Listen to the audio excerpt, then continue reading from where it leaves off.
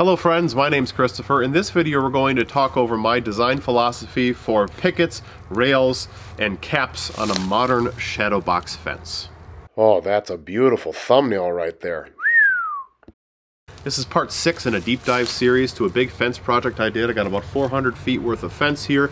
I ripped down the old fence and I reused 95% of the pickets. These are all reused pickets here.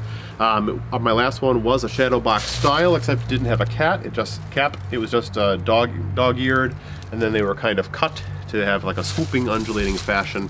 It's really nice, but we liked this level part here. So let's talk about what I did and why I did it. The previous fence was assembled with nails.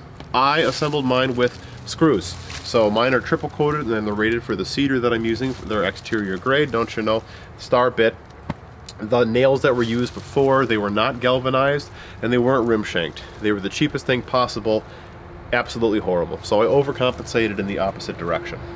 As far as the rails go, right, rails are your horizontal boards that the pickets are attached to. My last fence had 2 rails. I opted for 3. And I installed, which you can't see in this frame, but I'm sure the footage you can, I installed rail brackets. So I positioned those using a surveyor level, right, with a red laser beam, so it was level. My fence is stepped, right? Can you see that over there? It steps down because the ground is uneven. Instead of having an uneven top, I wanted things nice and level because that's the aesthetic I was going for. Do whatever works for you, but I'm just telling, that's how I got all of my rail brackets where they were. And then those, the rails were cut individually, put in place, screwed in there, bada bing, bada boom. Why'd I do 3? Well, I put one right up at the very top.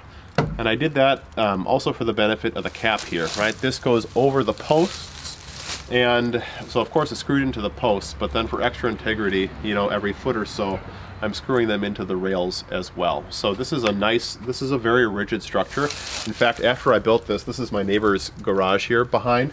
A week or 2 after I got done, she had some young men out here, roofing people, putting on new gutters, and the twerps were leaning on my fence and climbing on it as well. So right here, the foot, well, you can only see dust marks. I can see dust marks. He was here at an angle, right, which is even worse for the fence because it's pushing it, really pulling it in. Standing on it would put that force going vertically down into the ground.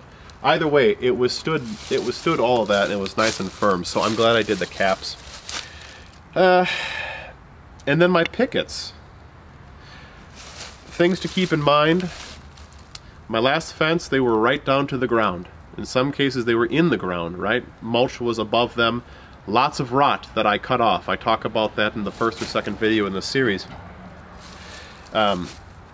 Most of the boards are 64 inches. They taper down as we go with the slope, you know, keeping a flat top here as the ground curves upward. But what am I trying to say? Make sure the bottom of your pickets are at least 2 inches off the ground. I don't care about squirrels and bunnies getting in my backyard. I'm making sure my dog is safe back here. I'm making sure my children are safe back here, and that my family has a bit of privacy, which is the whole point of a fence, you know, which is one of the points of the fence. I don't care about animals getting underneath it. So by keeping that off the ground, you've got nice airflow. It's not coming into contact with soil. It's not going to rot in the same way as it did before, which will increase the life of your fence. Each of these has 2 screws, so 6 in each picket, 2 at the top, 2 at the middle, 2 at the bottom. I'm sure there are spacing recommendations you can find online. I found something that worked for me, and I made myself a little prop.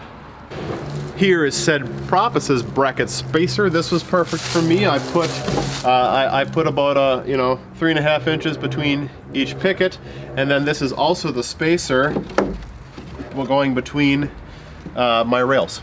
It just worked really well for me to have something handy that I could track along and use.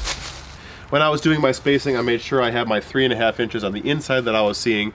I used the spacer for that, and then on the outside I just eyeballed everything, right? Because these boards, since I'm reusing them, they're not exactly 6 inches wide or 5.5, whatever the nominal is. There's a little bit of variance, right, as they've expanded or contracted over the years. So the spacing is perfect on this side and then corrected for on the other side, but you can't see the difference, and it looks beautiful on both ends, right?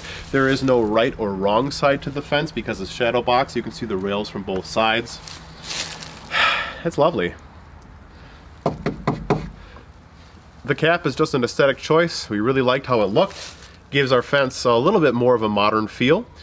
And the squirrels use it as a highway. They did the old fence too. We'll see how this holds up over the years. If I have one concern about my fence, it's moisture pooling up here too badly. But I guess we'll see. If anything, they're relatively easy to replace. 2x6 material is cheap enough. I can unscrew these, respray, and put it back down. This fence, since it's mostly reused material, I'm hoping I get 20 or 25 years out of. So what do you think I did right? What do you think I did wrong? Leave a respectful comment down below. Have you done anything like this before? Let us know.